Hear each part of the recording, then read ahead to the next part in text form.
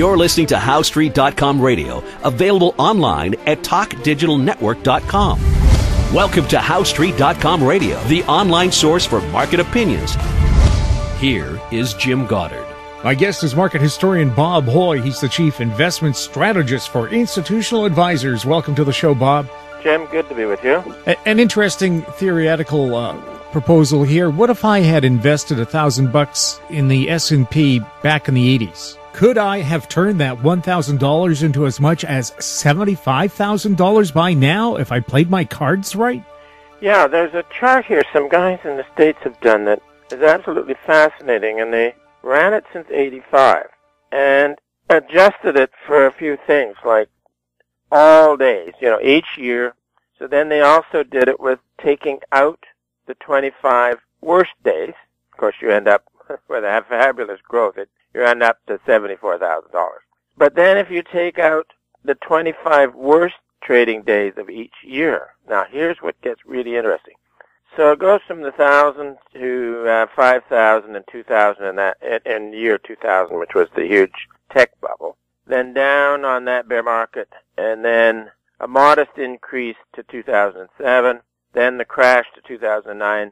So here you are, you end up on this all adjusted and taking out the 25 worst trading days of the year at $2,900. Now, if you put all days, but you're just doing the ordinary index, you're up at 12,000. So the comparison is that if you take out the 25 best days of each year, you're only up to 3,000, but include those, you're 12,000. Now, if you take out the worst days, you're up at 74,000. So, anyways, it's this interesting study. But on the taking out of the 25 best days of each year, what one should do, and I think I'll get in touch with these guys, is they take a look at that on the days that the Fed made a grandstand announcement, or the ECB, or something like that. So maybe of the 25 best days, maybe 10 of them were on very positive news announcements by various agencies. So, interesting exercise. It's a what if, okay, whatever. You can't, it's not the real world, but it's a study. I think we'll follow that one up. Well, what is it telling us? If you leave your money in, it's going to grow a lot, or do you have to know when to pick your spots? Yeah, well, if you play the ordinary number without removing good days or bad days, just the S&P all the way on its own, your $1,000 in 1985 is now got up to $12,000, and that's wonderful. I don't know how that goes against discount rates and things like that, but that's for a separate study. But it was an interesting week because there was a fair amount of fear in the markets because the finance minister in Greece looks like a pretty tough guy, and of course he's trying to get the best for his country. The problem is that in joining the European community, all these lesser countries then had access to greater amounts of borrowings than they thought they'd ever be able to get. So let's live high in the hog while we can. So then it eventually becomes settlement day where you have to meet your obligations, and this is what's happening here. They're trying to find a way to meet obligations in real terms, like paid and service debt, but they need to borrow money in order to do that, so that's the same old recipe. But then we also have here is that the European community headed up in Brussels, which the idea originally was good. Had they just removed political barriers, more or less, so that people could travel readily, and but then they had to get the bureaucracy in it, so they built a huge bureaucracy in Brussels. It's on the River Maastricht, and I sort of call it Moscow on the Maastricht. And these guys are very powerful bureaucrats, but they haven't yet assumed the right for political murder when people don't behave themselves. But who knows? But at any rate, it could have been done brilliantly just by declaring free trade all the way around and free movement. But then you got this. So part of the debt burden is servicing all those bureaucrats in Brussels. And I'm told that fairly high up ones are making $400,000 a year. Free of tax. Of course, they're like the United Nations people. They don't have to pay tax. What are they? The chairs of TransLink? Very good one, Jim. So anyways, it's a monster, and it has to be fed. And on one side, the European community doesn't want to see one of those members leave like Greece, because that would be the start. On the other side, Greece needs to pay some checks tomorrow. So what one wants to go back to is in the mid-'70s when New Zealand, which lived mainly by exporting agricultural products, they had overspent and overborrowed and couldn't service it. So they actually got to the moment where they couldn't write a check. So everything was stopped. All the government services and then government marketing boards, everything. And they went over to more of a free economy and a few years of pretty rough going.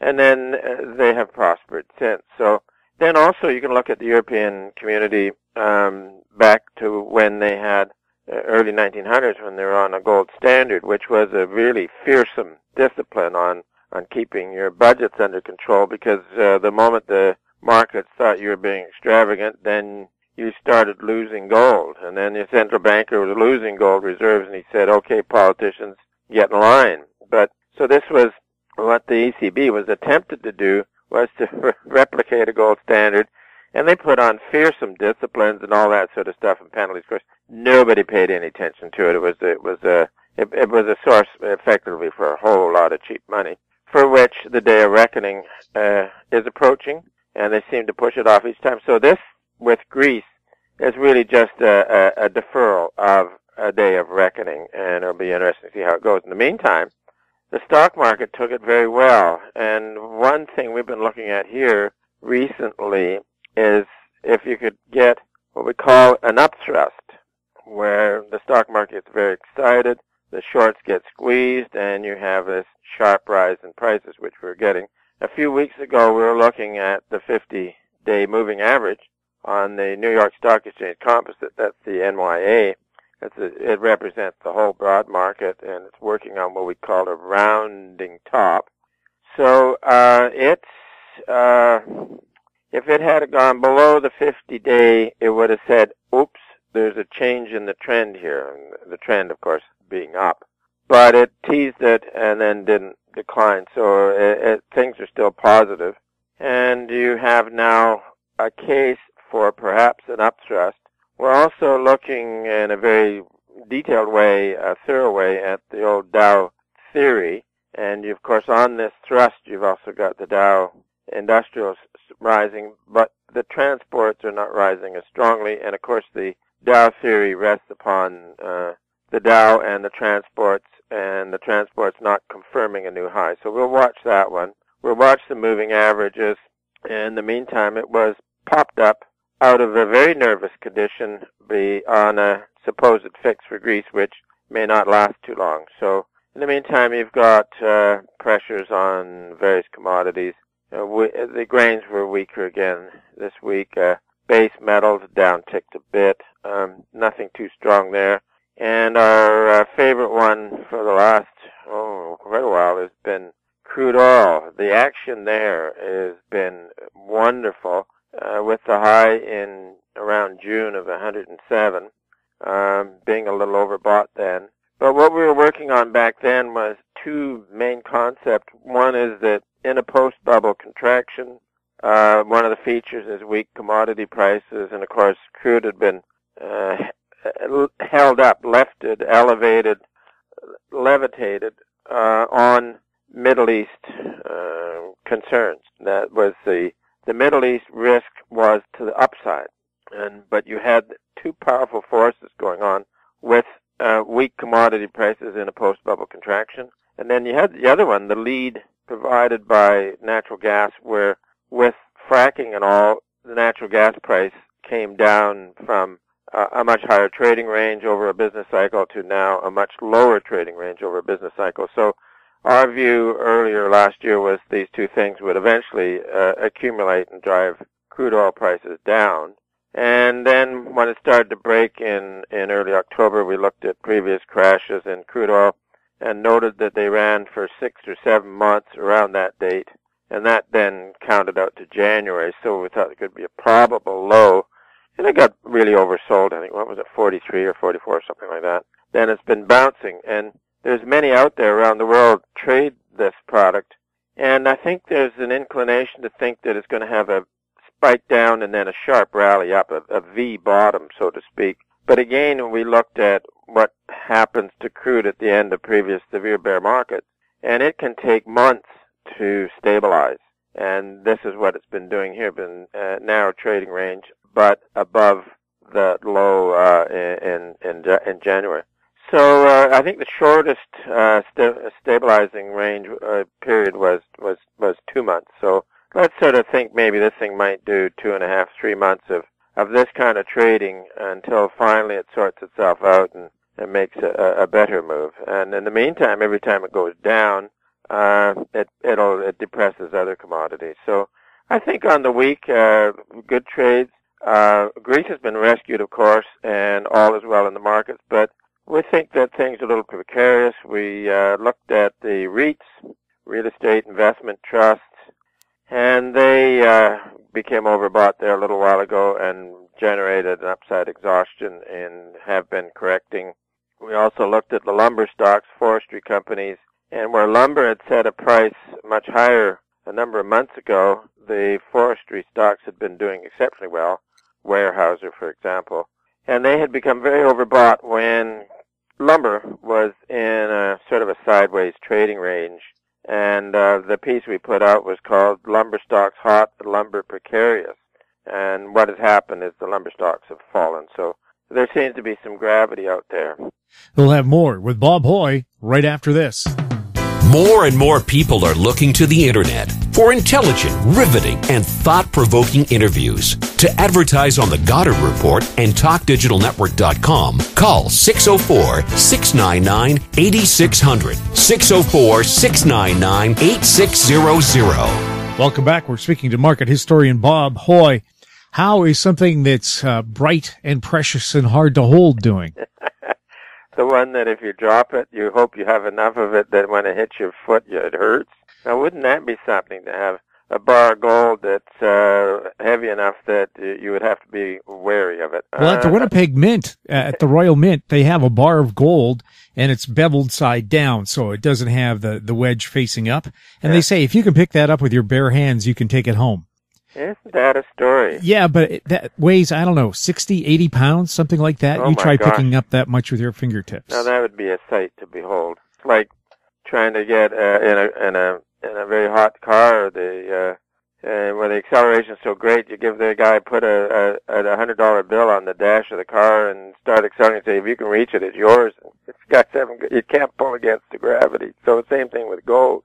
And a few weeks ago, gold made a nice rally, got overbought, and my colleague Ross was looking for a correction in gold dollar price down to around between $1,200 and $1,225. It did get a little bit below $1,200. Again, it's moving opposite because they had a little sunshine late in the week today, this week in the orthodox investments in stocks and junk bonds. Junks kind of likes it when they think they've got grease fixed. So, but on the bond market, we got to do that one. We had the major high in long-dated treasuries some weeks ago with lots of technical indications that was an important high. It took 6-point correction, which is pretty good, and stabilizing maybe for a while. The junk bonds, of course, they really got hit with the heavy selling pressures in crude oil and set their low in January and on with what we call one of these springboard buys. That's a technical trick that we've got, and it has really bounced up with the stability in crude oil prices and, of course, fixing grease. And it's now up to it's giving its opposite, which is a springboard sell here on this. So that's going to be interesting the next little while. So we'll wrap it up by saying that we like the gold shares in the long term. We think they're in a bottoming process here where we have been advising to accumulate some gold shares on some weekdays, but we're not fully invested in the gold yet. This is a long bottoming process, but once it turns and makes a rally, it should be a cyclical bull market for the gold shares, because the real price of gold, as we calculated, it has been recovering since June, and we consider this to be early stages of a cyclical bull market for the real price. And where this is important, Jim, is that if gold is soaring, the dollar is crashing, and commodities are going up, the cost of mining gold may be going up. So you're uncertain as to whether you're making any money on that recipe. But if commodities are weak relative to gold, particularly like crude oil recently, then you've got it, because that represents energy costs, and there's a lid on those. So when you got the real price of gold going up, it indicates improving operating profits for the industry, net of whatever stupid things they've been doing, sort of like Barrick and stuff like that. But at any rate, looking forward, the construction for the gold sector is still building, and we like it very much in the longer term. And I just read a report that a lot of gold companies, production companies that were posting losses the last couple of quarters now say they're back in the black. So they've tightened their belts. The lower energy costs are certainly helping a lot. Yeah, it's working like any previous post-bubble condition where the cost, the prices of most things, commodities and products and everything else, fall relative to the price of gold. So this is what this means, is that the dollar price of gold is kind of secondary to that. But we always like to comment, for those who want to trade gold relative to dollars or relative to whatever currency you live in, fine, we'll try and help you. But for investors, the place to be is in the gold shares, where the real price is, and the next phase of rise for the real price should be pretty exciting, and that's the place to be for investors. Bob, thanks a lot for chatting with us. Always good to be with you, Jim, and you have a good weekend now. You too. My guest has been market historian Bob Hoye. He's the chief investment strategist for Institutional Advisors. His website, institutionaladvisors.com. You're listening to HowStreet.com radio. Find us on Twitter at TalkDigitalNet. You can forward questions to info@HowStreet.com, and also check out our YouTube channel, Talk Digital Network. I'm Jim Goddard.